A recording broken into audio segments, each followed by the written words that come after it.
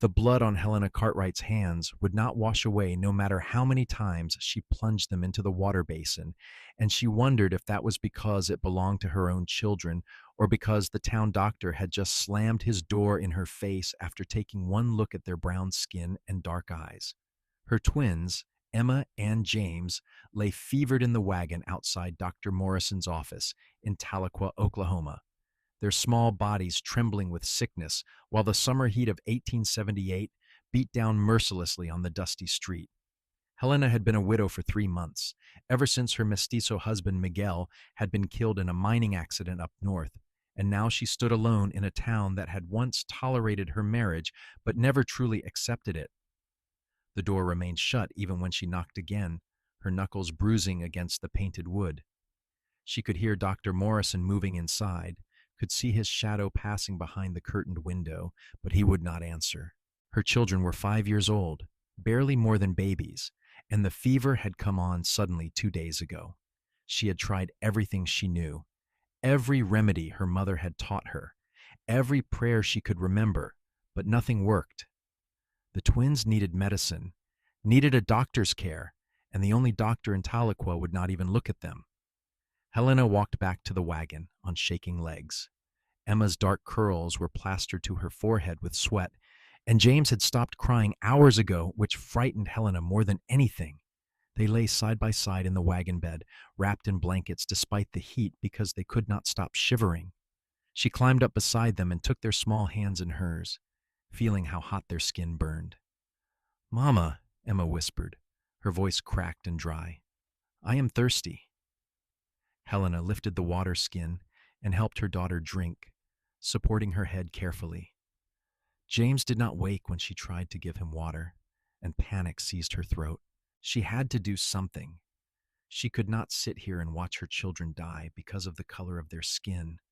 The sound of hoofbeats made her look up. A tall man on a bay horse was riding down the main street, his silhouette cut sharp against the afternoon sun. He wore the typical clothing of a working cowboy, dusty leather chaps over worn denim pants, a faded blue shirt, and a wide-brimmed hat that shadowed his face. As he drew closer, Helena could see he was young, perhaps 25 or 26, with sun-weathered skin and light brown hair that curled slightly at his collar.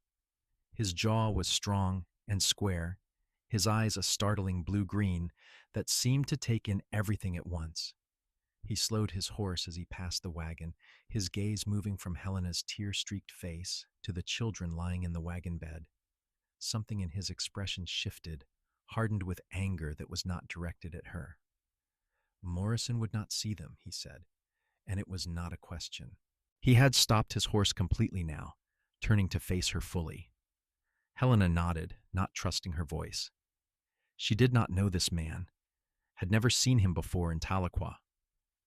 The cowboy dismounted in one fluid motion and walked to the wagon, removing his hat as he approached. "My name is Xander Murphy," he said quietly. "May I?" He was asking permission to look at her children.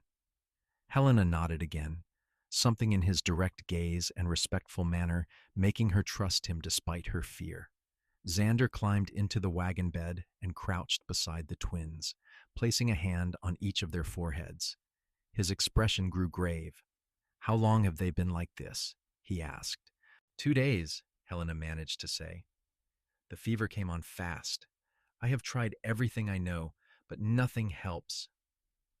Xander looked at her then, really looked at her, and Helena saw no judgment in his eyes, only concern.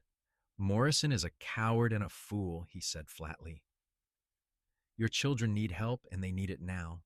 The reservation is about 15 miles north of here. There is a healer there, an old woman named Amma. She has medicine that works better than anything Morrison has in his office." "The reservation?" Helena's voice broke. "They will never let me in. I am white. My husband was mestizo, but I am white, and they will not trust me."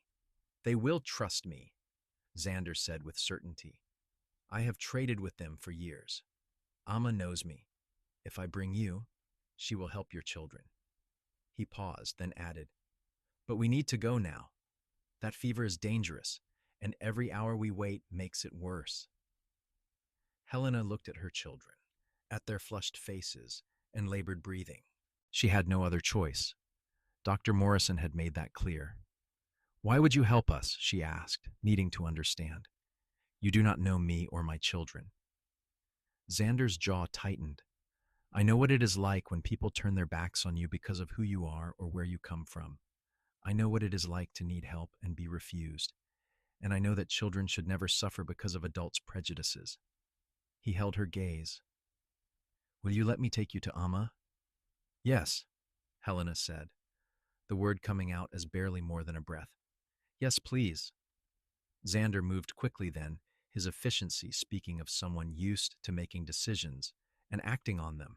He untied his horse from the hitching post and secured it to the back of Helena's wagon, then climbed onto the driver's seat. Sit with them, he told Helena. Keep them comfortable as you can. The road is rough, but I will go as fast as I dare. Helena positioned herself between her children, one hand on each of them, feeling their hearts beating too fast under her palms. Xander snapped the reins, and the wagon lurched into motion. They left Tahlequah behind, the town that had been her home for 7 years, the town where she had married Miguel in a small ceremony that only a handful of people had attended, the town where she had given birth to her twins with only a midwife who had charged her double the normal fee. The landscape opened up as they traveled north, rolling hills covered in prairie grass that rippled like water in the wind. The sun was merciless, and Helena used her body to shade her children as much as possible. Xander pushed the horses hard, but not cruelly, finding a pace that was fast without being reckless.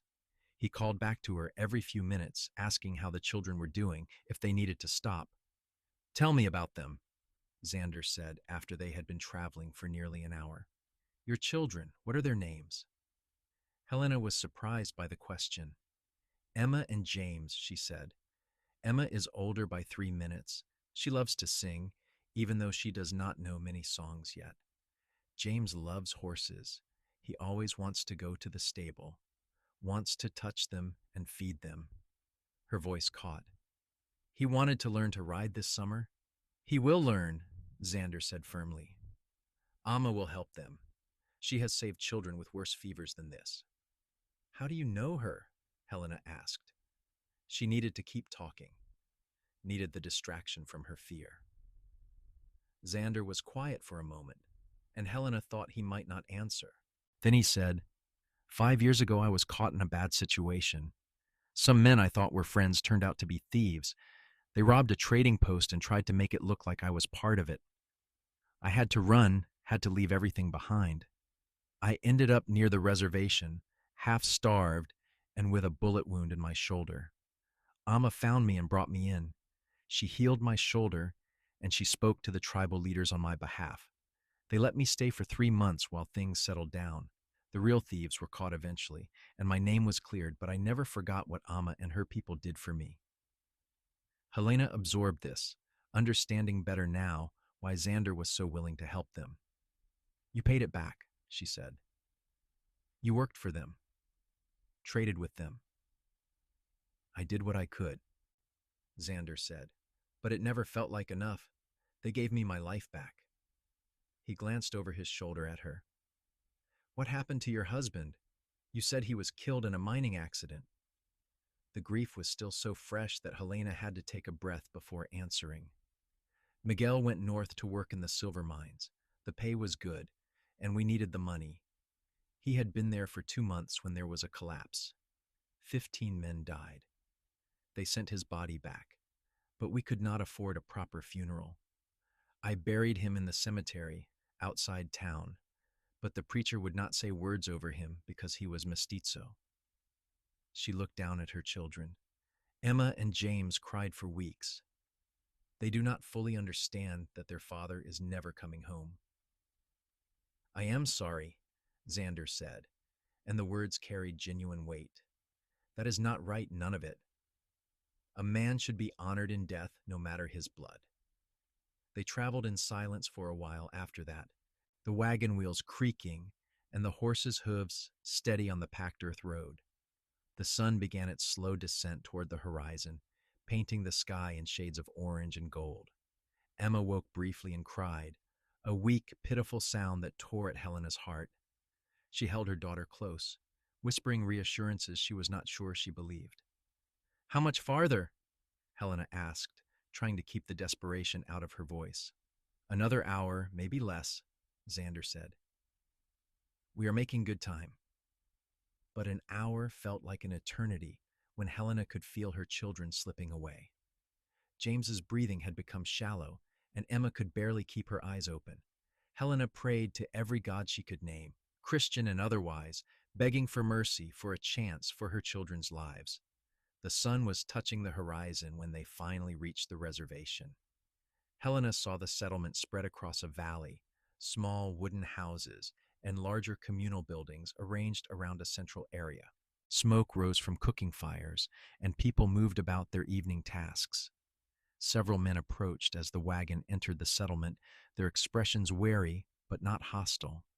They spoke to Xander in their own language, rapid words that Helena could not follow. Xander responded in the same tongue, gesturing to the wagon, to Helena, and the children. The men's expressions changed, softened with concern, and one of them ran ahead. Xander drove the wagon to a house near the center of the settlement. An old woman emerged before they had fully stopped, her face deeply lined with age, but her eyes sharp and clear. Her long gray hair was braided down her back, and she wore a simple dress of deerskin decorated with intricate beadwork. This had to be Amma. She spoke to Xander briefly, then came to the wagon and looked at the children. Her expression remained calm, but Helena saw the way her eyes narrowed with concern. She rattled off instructions in her language, and several younger women appeared seemingly from nowhere, ready to help. "Bring them inside," Amma said in English, speaking directly to Helena for the first time. Her voice was steady, authoritative. "Quickly now!" Xander jumped down and came around to help. He gathered James into his arms with surprising gentleness, and Helena took Emma. They followed Amma into her house, which was larger inside than it looked from the outside. The main room had a fire pit in the center, bedding arranged around the walls, and baskets and clay pots filled with herbs and medicines. The air smelled of sage and something sweet Helena could not identify. Amma directed them to lay the children on a pallet of soft blankets near the fire. She immediately began examining them, feeling their pulses, looking at their eyes and tongues, pressing her hands to various points on their small bodies. She spoke to one of the younger women who hurried to gather items from the baskets. Helena watched, her heart in her throat, as Amma began preparing medicines with quick, practiced movements. "This fever comes from bad water," Amma said, still working. "You gave them water from a contaminated source. The sickness takes root quickly in young ones." She did not say this as an accusation, merely a statement of fact. "The well in town," Helena whispered. "There was a dead animal in it 2 weeks ago. They said they cleaned it out, said the water was safe." "They were wrong," Amma said. She had prepared a tea of some kind, dark and fragrant. "Help me get them to drink this. It will fight the infection inside them." Helena and Xander worked together, supporting the children and coaxing small sips of the medicine between their lips. Emma drank more easily than James, who barely seemed conscious. Amma watched James closely, then prepared a second mixture, this one in a paste form. She rubbed it on his chest and back, over his heart and lungs, chanting softly as she worked. "The boy is closer to the edge," Amma said quietly. "But he is strong. He will fight." Helena wanted to believe her. She had to believe her. The alternative was unthinkable. She stayed by her children as Amma continued to work, applying compresses soaked in herbal water to their foreheads, making them drink the medicine every hour, burning herbs that filled the room with aromatic smoke. Xander stayed too, even though he could have left. He helped when Amma asked, fetching water or holding a child while she worked, but mostly he just stayed present, a solid, reassuring presence in the flickering firelight. The night wore on. Helena lost track of time, aware only of her children's breathing, the rhythm of Amma's movements, the crackle of the fire. At some point, Xander brought her food, a simple stew that Helena forced herself to eat because she knew she needed strength. He sat beside her while she ate, not speaking, just there. "Thank you," Helena said softly, "for bringing us here, for staying. There is nowhere else I would be," Xander said simply. Helena looked at him in the firelight, really looked at him. His face was weary but determined, his unusual eyes reflecting the flames. He had risked a lot to help them, had taken them to people who might have turned him away, had spent hours ensuring her children had a chance at life. She barely knew him, but she felt a connection forming, a thread of something she was afraid to name yet. Around midnight, Emma's fever broke. The change was sudden and dramatic. One moment she was burning up, the next her skin felt cooler, normal. She opened her eyes and looked at Helena with recognition and clarity for the first time in days. "Mama," she said, her voice weak but present. "Where are we?" Helena nearly sobbed with relief. She gathered Emma into her arms, holding her close. "We are somewhere safe," she said, "with people who are helping you get better." Amma smiled, the expression transforming her weathered face. "The girl will recover fully," she said. "She will need rest and good food, but the sickness has left her." She turned her attention to James, who still lay fevered and unresponsive. "The boy is stubborn. He holds on to the sickness." "What can we do?" Helena asked, fear creeping back in. "We wait," Amma said, "and we keep fighting for him. The medicine is working, but slowly. He needs time." Time felt like an enemy. Helena kept vigil by James's side, with Emma sleeping peacefully now on the pallet beside him. Xander dozed, sitting up, his back against the wall, ready to help if needed. Amma never seemed to sleep at all, tending the fire, preparing more medicine, checking James's vital signs with her skilled hands. Dawn was breaking, pale light filtering through the smoke hole in the roof, when James finally stirred. His eyes fluttered open, and he looked around in confusion. Then he saw Helena and reached for her with a small, weak hand. "Mama," he whispered, "I had bad dreams." Helena pulled him into her arms, tears streaming down her face. "You are awake," she breathed. "You are going to be all right." Amma checked him over thoroughly, then nodded with satisfaction. "The fever is breaking. He will recover, though it will take longer than his sister." He was more deeply in the sickness. Xander woke at the commotion and came over quickly. When he saw James awake and alert, his whole face transformed with a smile that reached his eyes. "You are a fighter," he told the boy, "just like your mama." Over the next 3 days, Helena stayed in Emma's house while her children regained their strength. The people of the reservation showed them nothing but kindness. Women brought food, children peeked shyly through the door to see the visitors, and men nodded respectfully when they passed. Xander stayed too, sleeping outside under the stars, helping with whatever tasks needed doing around the settlement. Helena saw him chopping wood, repairing a fence, trading goods with some of the men. He moved through the community like he belonged there, respected and welcomed. Helena found herself watching for him, noticing when he entered a room, feeling more secure when he was near. She told herself it was just gratitude, just relief that her children were safe, but she knew it was more than that. There was something about Xander Murphy that called to her, something beyond his obvious kindness and strength. He made her laugh with dry observations about reservation life, made her feel seen when he asked about her day, made her feel protected without making her feel helpless. On the third evening, when the children were well enough to play quietly on the pallet, Amma invited Helena to walk with her. They strolled through the settlement as the sun set, watching families gather for their evening meals. "Your children will be fully well in another week," Amma said. "The sickness has left them, but they need time to rebuild their strength." "I cannot thank you enough," Helena said. "You saved their lives. If Xander had not brought us here, if you had not helped us, I would have lost them." Amma was quiet for a moment. The cowboy cares for you, she said, and for your children. This is not just kindness to strangers. There is something deeper. Helena felt her cheeks warm. I barely know him. He has only helped us out of the goodness of his heart.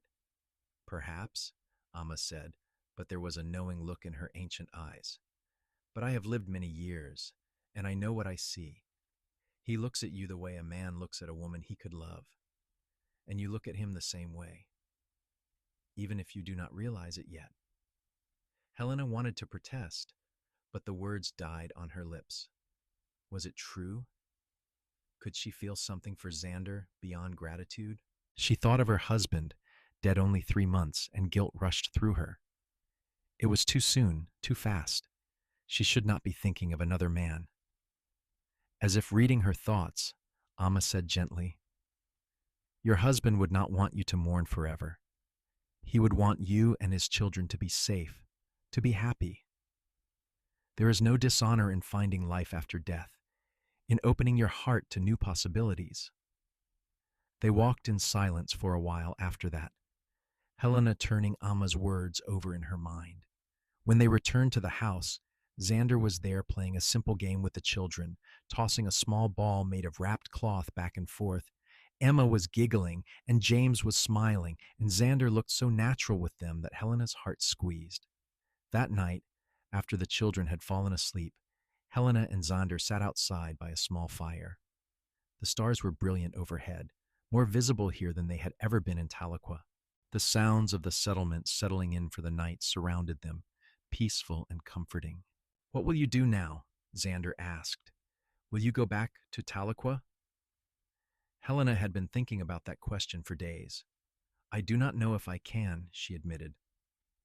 Dr. Morrison made it clear what he thinks of me and my children. What happens the next time they need help? What happens when they are old enough for school and the other children are cruel?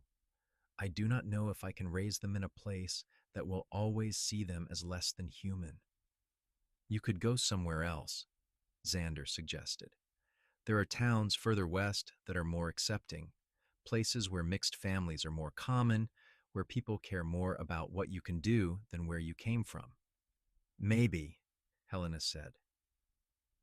But I have no money. Miguel's death left us with nothing but debts. I sold almost everything we owned just to pay for his burial and keep food on the table. I have the wagon and 2 horses and not much else. Xander poked at the fire with a stick, sending sparks spiraling into the night sky. I have been thinking, he said carefully. I have a small ranch about 30 miles west of here. It is not much, just 100 acres and a modest house, but it is mine. I run cattle and break horses for extra money. It is enough to live on, enough to build something solid. He looked at her then, his blue-green eyes intense in the firelight. I could use help on the ranch. Someone to keep the house, help with the stock, cook for the hands when we have them. It would be honest work, and you and your children would have a place to stay, food to eat. You would be safe. Helena's heart started beating faster. Xander, I cannot accept charity. You have already done so much for us. It is not charity, Xander said firmly. It is a job offer. You would work for your keep. And before you ask, yes, there is a separate room for you and the children. This would be a respectable arrangement. He paused. I know it is a lot to consider. I know you do not know me well. But I give you my word that you and your children would be treated with respect and kindness. No one would refuse them care or education or any other damn thing they need. Helena looked at this man who had appeared in her life at her darkest moment, who had given her children a chance at survival, who was now offering them a future. It was a huge decision, one that would change everything. But what was her alternative? Return to Tahlequah and struggle alone. Try to make a life in a town that had rejected her family? Can I think about it? She asked quietly. Of course, Xander said. Take all the time you need. But Helena found that she did not need much time at all.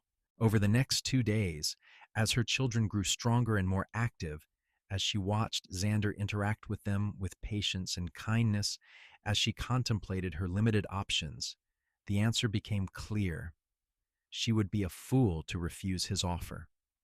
And more than that, something in her heart was pulling her toward him, toward the possibility of something new and unexpected. On the evening before Alma declared them fit to travel, Helena found Xander checking the wagon wheels, making sure everything was in good repair for the journey. She approached him with her heart in her throat. "I have thought about your offer," she said. "If it still stands, I would like to accept." Xander straightened, and the smile that spread across his face was like the sun breaking through clouds. "It still stands," he said. "It absolutely still stands."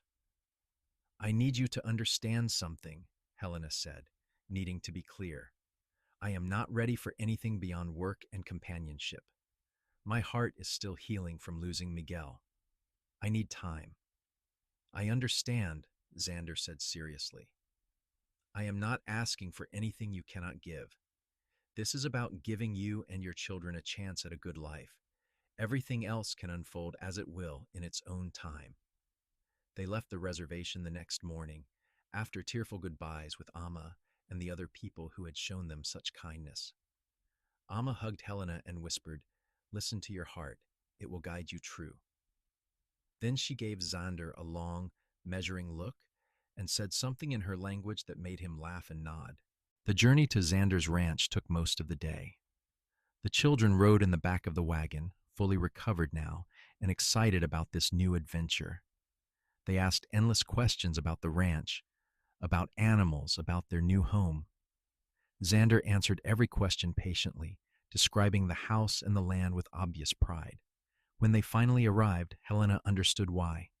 The ranch sat in a beautiful valley with a creek running through it.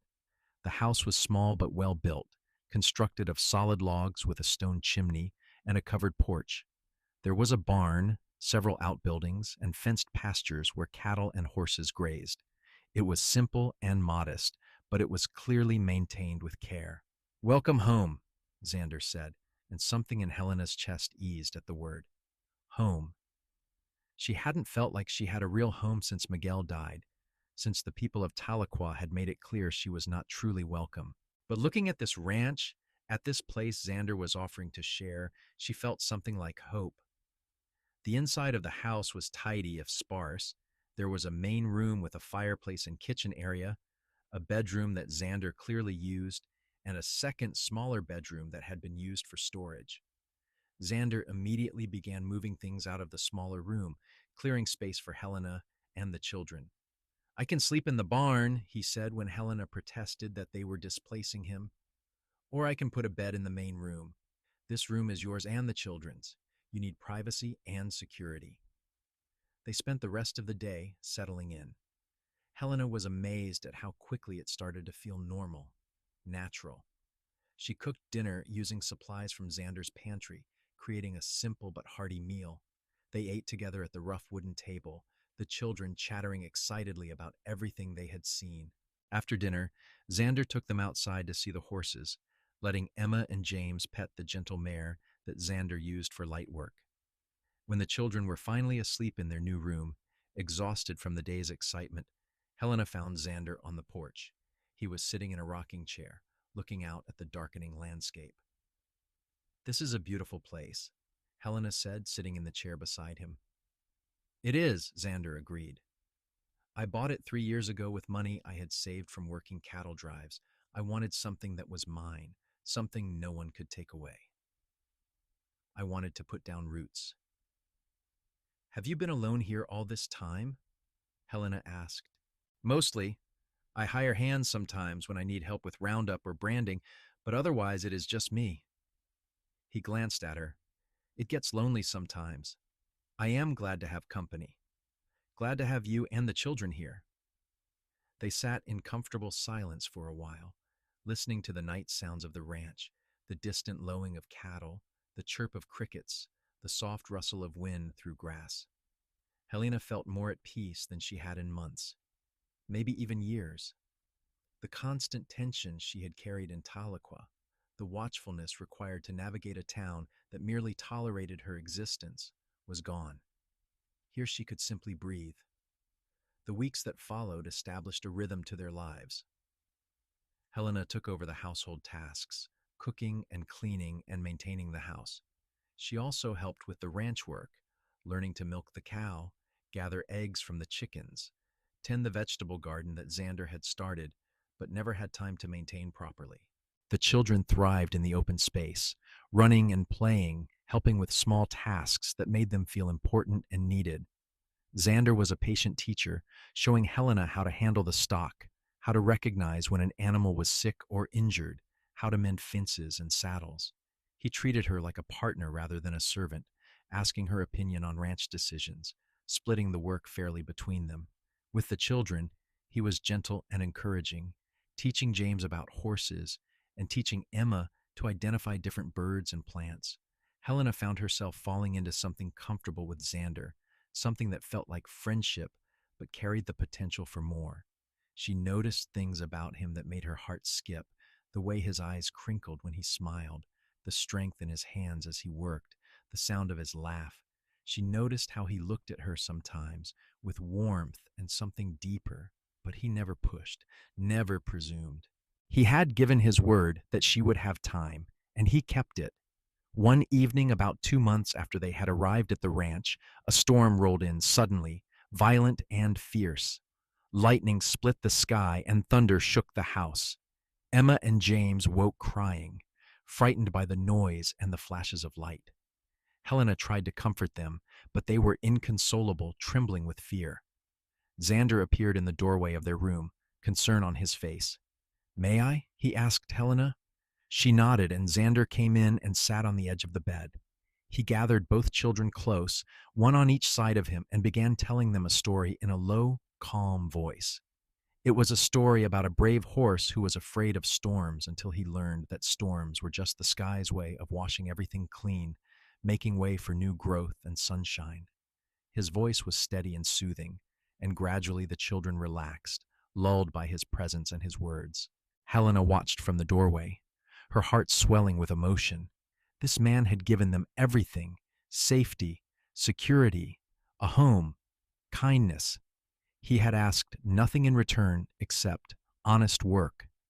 And somewhere along the way, without her quite realizing it was happening, she had started to fall in love with him. The thought should have frightened her, should have brought guilt about Miguel. But instead, it felt right, natural, like coming home after a long journey. Miguel had been a good man, a loving husband and father, and Helena would always honor his memory. But Miguel was gone, and she was still alive, and her children needed more than just a mother struggling alone. They needed stability and love and a father figure, and Xander was providing all of that. When the children had fallen back asleep, Xander carefully extracted himself and followed Helena into the main room. The storm was still raging outside, rain drumming on the roof. "Thank you," Helena said softly. "You are so good with them." "They are good children," Xander said. "You have raised them well." He paused, then added, "Helena, I need to tell you something. I have been trying to give you time, trying to respect your mourning, but I cannot keep it inside anymore." Helena's pulse quickened. "What is it?" Xander took a breath. "I have feelings for you. Deep feelings. I think I started falling for you the moment I saw you in that wagon in Tahlequah, so determined to save your children, so brave, despite your fear. Every day since then, those feelings have only grown stronger. I love how you laugh, how you work, how you love your children. I love your strength and your kindness. I love you, Helena, and I know it is too soon, and I know you may never feel the same way. But I needed you to know." Helena's heart was pounding so hard, she thought Xander must be able to hear it. "It is not too soon," she whispered. "Or maybe it is. Maybe it should be. But I do not care. I have feelings for you too, Xander.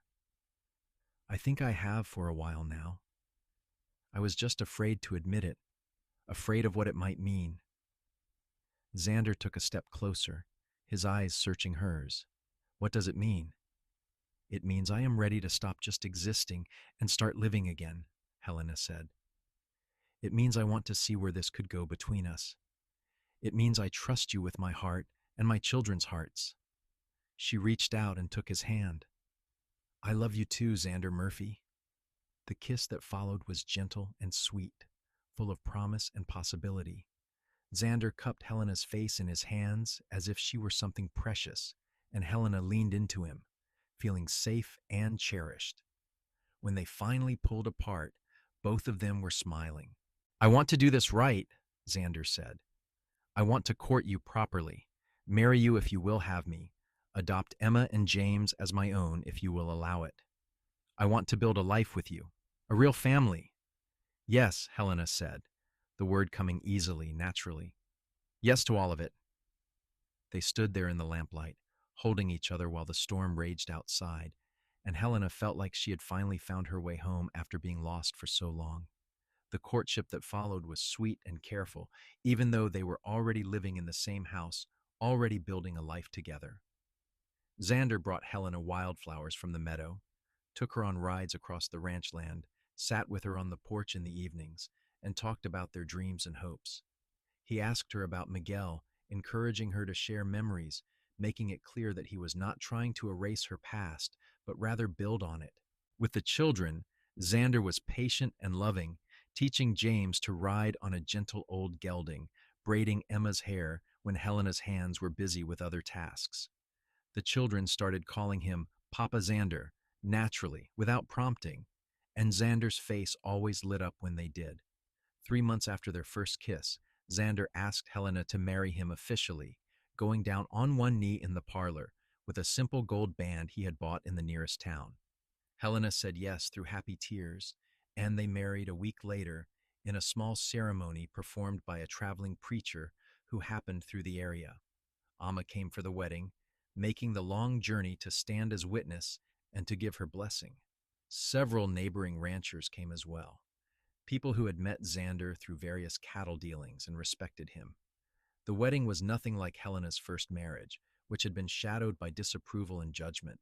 This ceremony was filled with joy and celebration, with people who genuinely wished them well. Emma and James stood up with them, part of the ceremony, and when the preacher asked if there were any objections, little Emma piped up with, "I object to not having cake yet," which made everyone laugh and lightened the moment beautifully. The marriage was everything Helena had not known she needed. Xander was a considerate and passionate husband, attentive to her needs, both emotional and physical. They worked side by side during the days and fell into each other's arms at night, building intimacy that went beyond just physical connection. They talked about everything, shared their fears and hopes, made plans for the future. The ranch prospered under their combined efforts. Helena's careful management of the household finances and her skill at negotiating with buyers made them more profitable than Xander had been alone. They bought more cattle, improved the fences and buildings, expanded the garden. Emma and James grew taller and stronger, thriving in the space and freedom of ranch life. A year after their wedding, Helena discovered she was pregnant. The news filled her with joy, but also some trepidation. Her pregnancy with the twins had been difficult, and she was afraid of complications. But Xander was attentive and supportive, taking on extra work to allow her more rest, bringing Amma to stay with them for the final 2 months of the pregnancy. When Helena went into labor on a warm spring morning, Xander stayed by her side the entire time, holding her hand, encouraging her, refusing to leave even when Amma suggested he might be more comfortable elsewhere. The birth was easier than Helena's first, and when their son was born, healthy and squalling, Xander wept with joy. They named him Miguel Xavier Murphy, honoring both Helena's first husband and his new father. Xander held the baby with such tenderness that Helena fell in love with him all over again. "He is perfect," Xander whispered, staring at the tiny face with wonder. "He is absolutely perfect." Emma and James were thrilled with their new brother, hovering around the cradle, wanting to hold him and help care for him. The family felt complete in a way Helena had not thought possible during those dark days in Tahlequah when the doctor had turned them away. The years that followed were filled with hard work and simple joys. The ranch continued to grow and prosper. They hired permanent hands to help with the increased workload, men who respected Helena and treated all the children equally regardless of their heritage. Emma grew into a beautiful young woman with a voice that could charm birds from trees, and she often sang while she worked around the ranch. James became an expert horseman, able to gentle even the most skittish horse with patience and skill. Little Miguel grew up surrounded by love, never knowing the prejudice that had marked his older siblings' early years. Xander and Helena added two more children to their family, a daughter named Grace and another son named Thomas. The house was always full of noise and activity, with children running in and out, dogs barking, chickens squawking. It was chaotic and messy and absolutely wonderful. On their fifth wedding anniversary, Xander took Helena on a trip back to the reservation to visit Amma. The old healer was even more aged now, but still sharp and capable. She looked at Helena and Xander and their brood of children with satisfaction. "I told you to listen to your heart," Amma said to Helena. "I am glad you did. I will be forever grateful that you saved my children," Helena said, embracing the old woman carefully. "Everything good in my life came from that moment, from your healing and Xander's kindness." "You would have found your way," Amma said, "but perhaps it would have taken longer and been more painful. I am glad I could help smooth the path." They stayed at the reservation for 3 days, and Helena was moved by how the community had grown and changed, how children were learning to read and write, how the people were finding ways to preserve their culture while adapting to a changing world. Xander donated several horses to the community, good breeding stock that would help improve their herds, and refused to take payment. On the ride home, with the children dozing in the back of the wagon, Helena leaned against Xander's shoulder and thought about how different her life was from what it had been 7 years ago. She had been a widow then, desperate and alone, facing a future that looked bleak and hopeless. Now she had a thriving ranch, a loving husband, healthy children, and a community that accepted her family completely. "What are you thinking about?" Xander asked, glancing down at her. "About how lucky I am," Helena said. "About how one moment of kindness changed everything. If you had ridden past that wagon in Tahlequah, if you had not stopped to help, I do not know what would have happened to us." "I could not have ridden past," Xander said. "Something in my heart knew I had to stop, that you and your children were important somehow. I think fate put me on that street at that exact moment." "Do you believe in fate?" Helena asked. "I believe in you," Xander said. "I believe in us. Call it fate or chance or divine intervention. I do not care. All I know is that I am grateful every single day that I found you, that you trusted me enough to come with me, that you gave me a chance to love you." Helena tilted her face up and kissed him, soft and lingering. "I love you," she said. "I will love you for the rest of my life." The years continued to pass, marked by the changing seasons, by births and deaths, and celebrations and challenges. Emma eventually married a kind young man who ran a general store in a nearby town, giving Helena and Xander their first grandchild. James took over more of the ranch operations as Xander got older, proving himself a capable and innovative rancher. Miguel Xavier decided he wanted to become a doctor, inspired by stories of Amma's healing work, and Xander and Helena proudly paid for him to attend medical school back east. Through it all, Helena and Xander remained devoted to each other, their love deepening with time rather than fading. They worked together, raised their children together, built something lasting and meaningful together. The ranch became known throughout the region as a place of fairness and opportunity, where people were judged by their character and work ethic rather than their ancestry. Helena often thought about Dr. Morrison in Tahlequah, wondered if he ever regretted turning away those two sick children. She hoped he had learned something from his prejudice, but she did not waste much time on the thought. That part of her life was over, finished. She had moved beyond it into something so much better. On a warm summer evening when Helena was 53 years old and Xander 55, they sat on their porch watching the sunset paint the sky in shades of gold and crimson. Their children were all grown now, scattered but still close, still visiting regularly. The ranch was being managed by James and his new wife, a smart, capable woman who reminded Helena of herself at that age. "Do you remember the first time we sat on this porch together?" Helena asked, her hand clasped in Xander's. "I remember," Xander said. "You were so uncertain, so scared of what the future might hold. I wanted so badly to take that fear away, to show you that things could be good again." "You did," Helena said. "You gave me back my life, my hope, my ability to love. You gave my children a father and a home. You gave me everything. We gave each other everything," Xander corrected gently. "You healed my loneliness, gave me purpose and family. You made this ranch a home instead of just a place to work. You loved me when I had given up on finding that kind of love." They sat in comfortable silence as the stars began to emerge in the darkening sky, the same stars that had watched over them all those years ago when they were just beginning their journey together.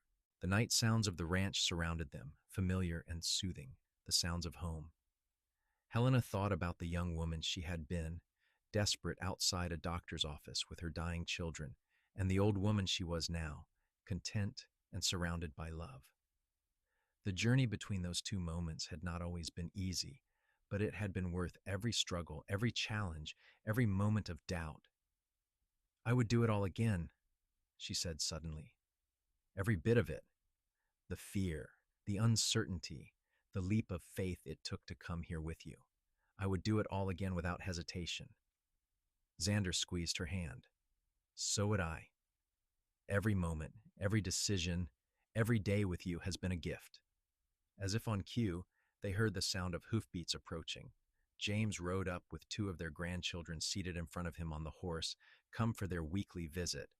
The children squealed with delight when they saw Helena and Xander on the porch, wriggling to get down.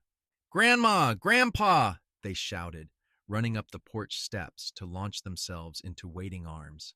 Helena caught her granddaughter, a 5-year-old whirlwind named Sarah, and held her close. Xander lifted their grandson, 3-year-old Daniel, up onto his shoulders. James dismounted and joined them on the porch, settling into the chair that had once been Helena's favorite spot all those years ago. "Mama wanted me to bring them for a visit," James explained. "She is preserving vegetables and said she needed them out from underfoot." "They are always welcome here," Helena said, kissing Sarah's dark curls. The girl had inherited her grandmother's mixed heritage, and Helena was fiercely proud of that, proud that her grandchildren were growing up in a world slightly more accepting than the one she had known. The evening dissolved into the happy chaos of family with children's laughter and stories about the day's activities. They ate a simple dinner together, everyone helping to prepare and clean up. The grandchildren begged for stories, and Xander told them about a cattle drive he had been on as a young man, full of adventure and narrow escapes. Later, after James had taken the children home and the house was quiet again, Helena and Xander prepared for bed. It was a routine they had perfected over the years, moving around each other with easy familiarity. Helena brushed out her long hair, now streaked with silver, while Xander checked that all the doors and windows were secured. They climbed into bed together, and Helena curled into Xander's side as she had done for countless nights. His arms came around her automatically, holding her close. "Do you think they will remember us?" Helena asked sleepily. "The grandchildren, when they are older. Do you think they will remember these visits, this life we built?" "I think they will remember the love," Xander said. "Maybe not every specific moment, but they will remember feeling safe and cherished, and part of something bigger than themselves. They will remember that family matters, that kindness matters, that love can overcome any obstacle." "That is a good legacy," Helena murmured, her eyes drifting closed. "It is the best legacy," Xander agreed. They fell asleep like that, wrapped in each other's arms, two souls who had found each other against all odds and built something beautiful together. Outside, the night creatures sang their songs, and the stars wheeled overhead, and the ranch settled into its nighttime rhythms. The years continued their relentless march forward. Helena and Xander grew older together, their hair turning white, their movements slower, but their love never diminishing. They watched their children have children, and those children begin to have children of their own. The ranch passed to the next generation, but remained in the family, each new caretaker adding their own improvements while maintaining the values of fairness and acceptance that Helena and Xander had established. Miguel Xavier Murphy became a respected doctor, opening a practice in a growing city where he treated patients of all backgrounds without discrimination. He often sent letters home telling his parents about his work, about the lives he saved, and Helena always cried with pride when she read them. She knew that in some way, her son was fighting the same battle she had fought, working to create a world where no mother would be turned away when her children needed help. Emma's voice eventually took her to performance stages in bigger towns, where she sang to appreciative audiences who did not care about her mixed heritage, only about the beauty of her voice. She always credited her mother with teaching her to be proud of who she was, to never hide or diminish herself for anyone's comfort. James turned the ranch into one of the most successful in the region, known for quality stock and ethical practices. He often said his father, Xander, had taught him everything about being a good rancher and a good man, and Helena knew how much those words meant to Xander. Grace became a teacher, running a small school on the ranch where children from neighboring properties came to learn. She taught reading and writing and arithmetic, but also taught about different cultures and histories, ensuring that the next generation grew up with broader minds than their parents. Thomas followed his older brother James into ranching, the two of them working together to expand operations while maintaining the family values.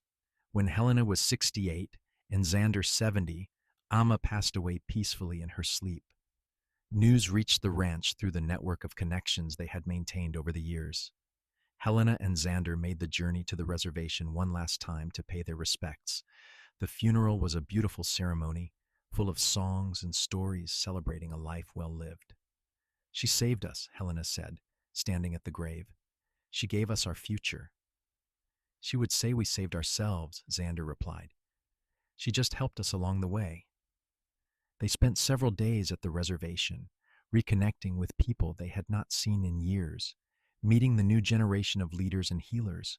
The community had continued to evolve and adapt, maintaining their cultural identity while engaging with the changing world around them.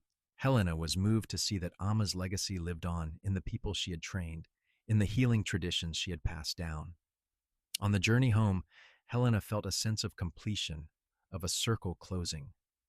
The woman who had saved her children, who had made everything else possible, was gone, but her impact remained.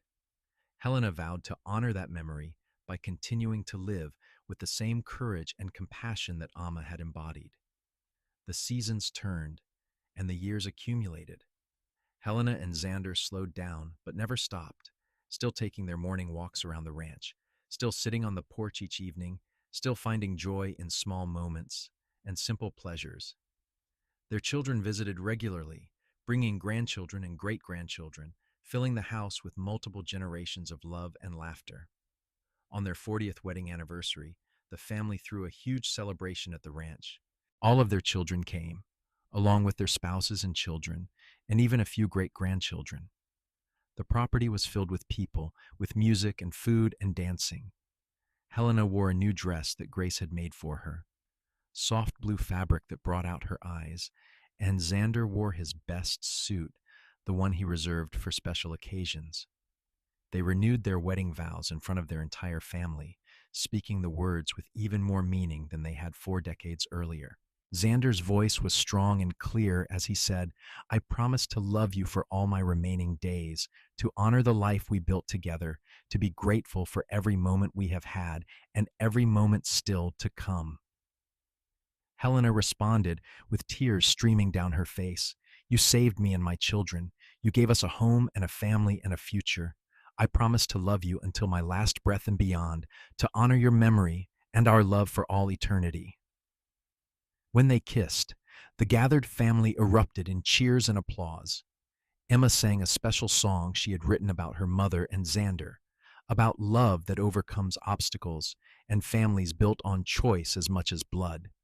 There was not a dry eye in the crowd by the time she finished. Later that evening, as the party continued around them, Helena and Xander slipped away to their favorite spot by the creek. The water burbled peacefully over the stones, reflecting the last light of sunset. They sat on the bank, hand in hand, watching the water flow. 40 years, Helena said wonderingly. It seems like both forever and no time at all. Time moves differently when you are happy, Xander said. The years fly by, but the moments last forever. Do you have any regrets? Helena asked. It was a question she had never asked before, had been afraid to ask. Xander considered for a long moment before answering. I regret that it took so long for us to find each other. I regret the years you spent in Tahlequah feeling alone and judged.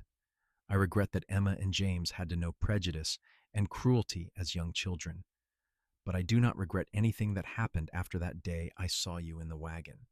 Every choice, every challenge, every moment has been exactly as it should be.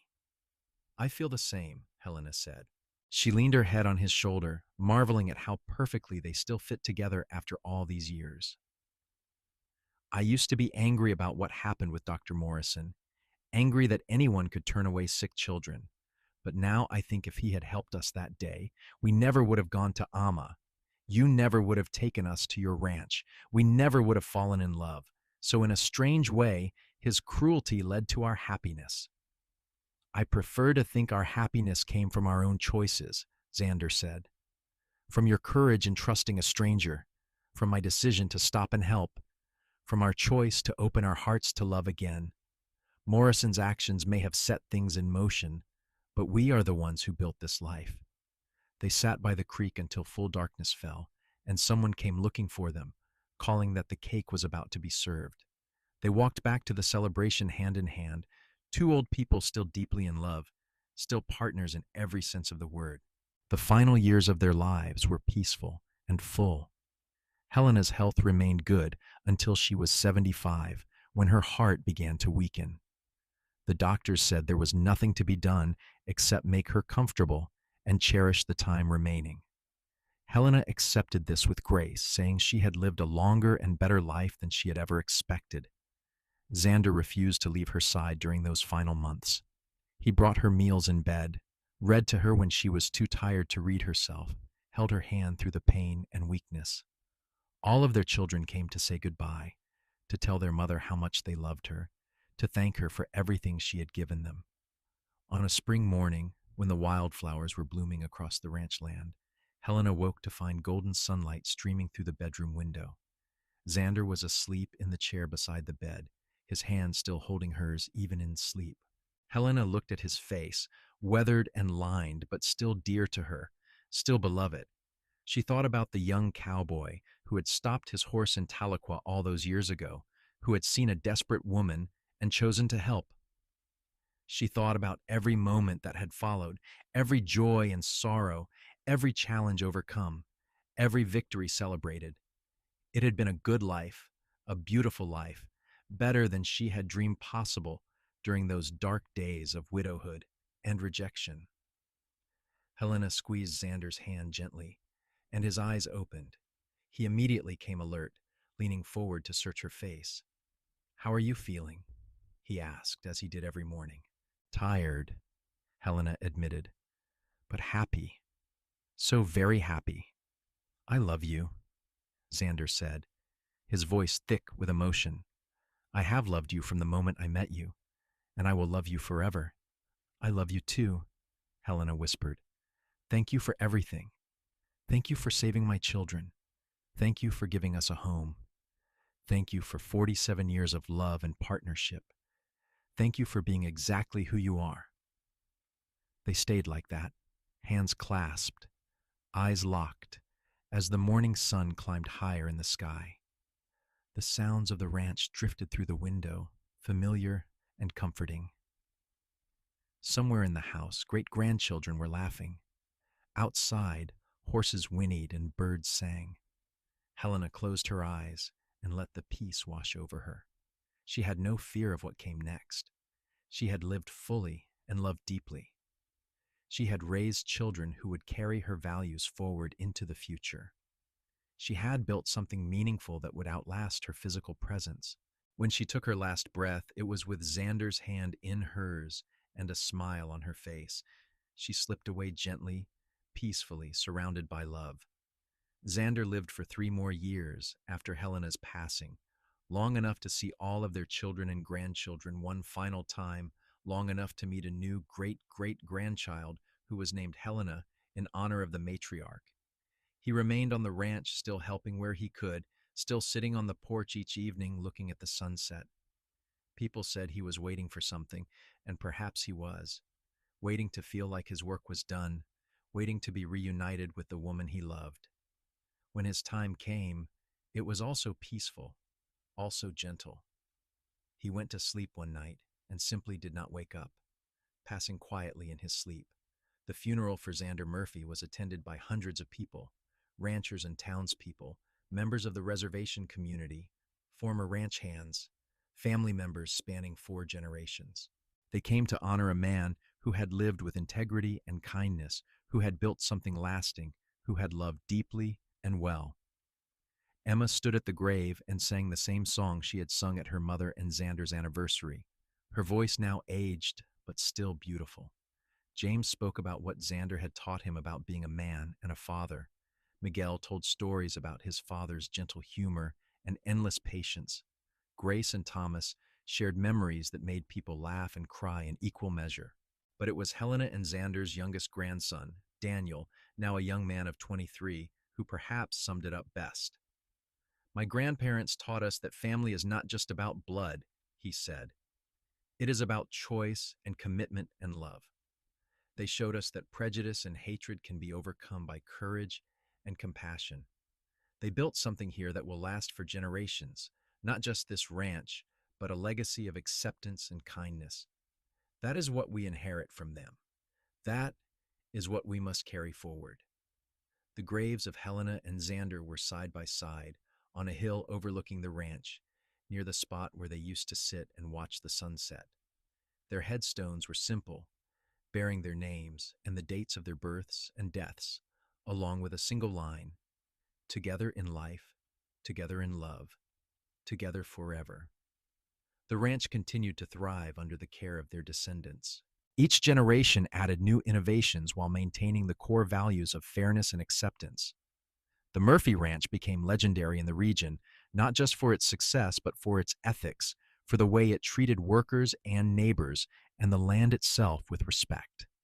Years turned into decades, and decades into a century.